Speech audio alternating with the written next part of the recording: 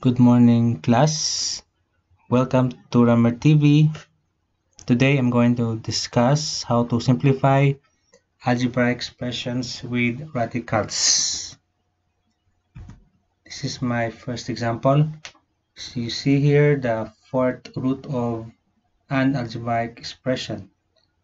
Okay, so this algebraic expression is the product of x to the power of 5, the first term, y the second, x to the power of 5 the first factor, y the second factor, and z to the power of 4 as the third factor. So since this is pure multiplication, you can distribute fourth root radical sign to each factor. So this is the result. And again, we are in the multiplication state.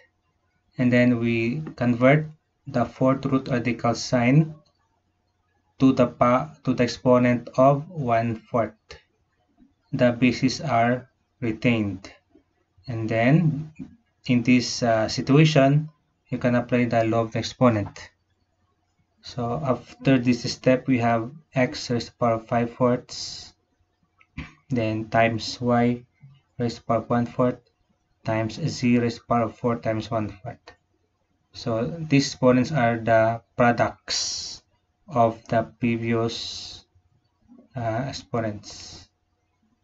1/4 is being retained. Okay, so let's proceed. Okay, z simplifying 4 times 1/4 that is equal to 1. And then the exponent of y is still 1/4. The exponent of x is y and 1/4 because the improper fraction 5/4 is just equal to the mixed number 1 and 1/4.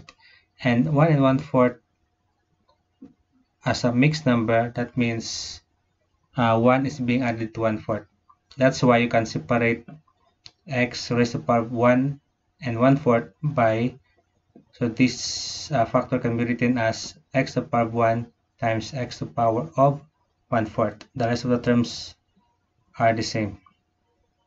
And then we rearrange the factors in such a way that similar terms is set side by side. So we're able to gather the similar factors. So x times z, that's just xz.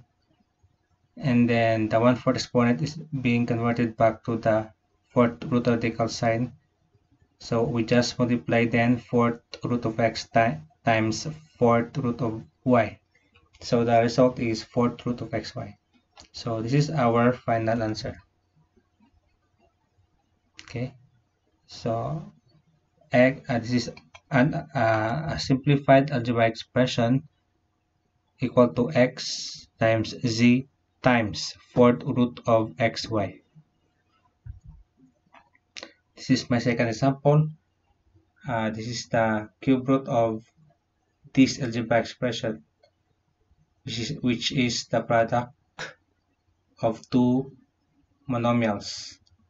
So we can remove the barriers because this is a pure multiplication, and to rearrange the factors in terms of the same base, and then we can apply the law of the exponent. So x times x squared can be equal to x raised to the power of 1 plus 2.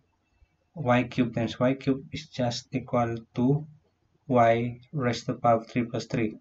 And z to the power of 5 times z is just equal to z raised to the power of 5 plus 1.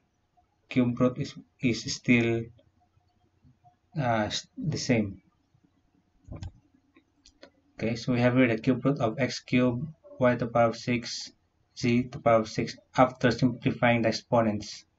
And because this is a pure multiplication, we can distribute cube root radical sign to each factor. And still, this is a pure multiplication.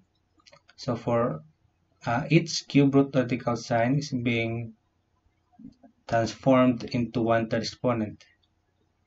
The bases are retained. and then we can apply the law of the exponent. So we just multiply the exponents to get the product exponents, and simplifying these exponents, the result is x power 1 times y squared times z squared. And simplifying this one further, the final answer is x y squared z squared. This is a simplified algebraic expression equal to x times y squared times z squared. By the way, friends, if some of you are new to my channel, please don't forget to subscribe and hit the notification bell to get updated with my uploaded videos. This is my third example. So this is the cube root of 250 x squared y cubed. Okay, this is still a pure multiplication. 250 can be written as 125 times 2, because if you multiply these numbers, it will go back to the number 250. And because this is a pure multiplication, you can distribute the cube root radical sign to each factor. So this is the result. And for each cube root radical sign that is being changed or transformed into 1/3 exponent, the bases are retained. Notice that 125 is written as 5 cubed. That is correct because actually 125 is just equal to 5 times 5 times 5, 3 5s. And then after applying the law of the exponent, this is the result. Exponent of 5 is 1, exponent 2 is 1/3, exponent of x is 2/3, and exponent of y is 1. And because this is a pure multiplication, we can rearrange them to set the similar terms side by side. Okay, so in this step we have here 5 times y, and 2 raised to the power 1/3 is the same. The exponent 2/3 is separated into 2 times 1/3 because it's hard to find the perfect cube of x squared. So next step we have this one, 5 times y is just 5y, and then the exponent 1/3 is being changed into the cube root radical sign. So if we multiply these radical factors, the result is cube root of 2x squared. So the final answer is 5y cubed, it is 5y cube root of 2x squared. So this is a simplified algebraic expression equal to 5 times y times cube root of 2x squared. This is my fourth example. So to simplify this one, we multiply both the numerator and the denominator by square root of x minus 3. So I simplify first the denominator. The result is x minus 9. I wish to simplify the numerator, but I see there are same terms in the numerator and the denominator, so we can simply cancel these same factors. So what remains is square root of x minus 3, and this is the final answer. This is simplified already. This is my last example. So we have here the cube root of this algebraic expression. So obviously this is a square root, and we can distribute this to each factor because this is a pure multiplication. So the square root of 25 is 5, square root of x squared is x. So we're still inside the radicand of cube root. Cube root is not yet affected. So I tried to separate the cube root radical sign.